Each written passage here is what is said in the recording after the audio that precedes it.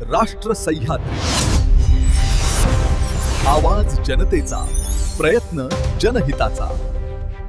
गर्भलिंग निदान प्रकरणाविषयी महत्त्वाची माहिती समोर आली आहे। सदरच्या गुन्ह्यातील आरोपींना आज पुन्हा न्यायालयात हजर करून वाढीव पोलीस कोठडी मागणी पोलिसांनी केली। त्यानुसार 10 मे पर्यंत पोलीस कोठडी मिळाली आहे। आतापर्यंत झालेल्या तपासात सदर गुन्ह्यांमध्ये एकूण 12 आरोपी अटक करण्यात आलेत।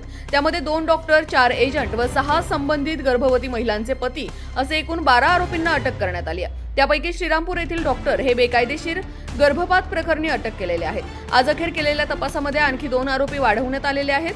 हे दोन्ही आरोपी पुणे येथील असून त्यांच्याकडूनच नेवासा येथील डॉक्टर भणगे यांनी व प्रदीप ढगे यांनी लिंगनिदान करणारे मशीन खरेदी केल्याचं तपासात निष्पन्न झाले।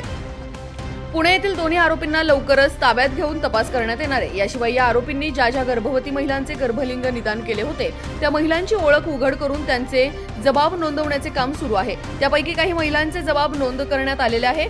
पैकी 3 महिलांचे गर्भपात केल्याचे देखील निष्पन्न झाले व तो गर्भपात यातील अटक आरोपी यांच्या दवाखान्यातील काही एजंटांच्या मदतीने ते गर्भपात केल्याचं निष्पन्न झालंय। एकंदरीत सदर प्रकरणांमध्ये अनेक एजंट सक्रिय असून नेवासा येथील डॉक्टर भणगे, प्रदीप ढगे यांच्याकडे असणाऱ्या सोनोग्राफी मशीनमध्ये ते गर्भलिंग निदान करत होते। त्यासाठी डॉक्टरला 10,000 रुपये मिळत होते व एजंटला प्रत्येकी 3,000 रुपये मिळत होते। जर एकापेक्षा जास्त एजंट असतील तर त्या पद्धतीने व त्या प्रमाणात रकमेची देखील वाढीव मागणी केली जात होती।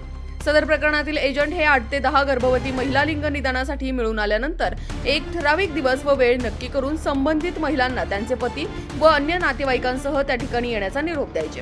त्या ठिकाणी संबंधित महिला व त्यांचे नातेवाईक आल्यावर लगेचच त्यांच्याकडून रोख रक्कम स्वीकारण्यात यायची। त्यानंतर त्यांचे नातेवाईक, पती यांना तेथेच कुठेतरी थांबवण्यात यायचे व एजंट हा त्या 8 ते 10 महिलांना 4 चाकी वाहनामध्ये दुसऱ्या एका अज्ञात स्थळी घेऊन जायचे व तेथे गर्भलिंग निदान चाचणी केली जायची व पुन्हा त्या महिलांना त्या ठिकाणी त्यांचे कुटुंबीय, पती थांबले आहेत तेथे आणून सोडण्यात यायचे।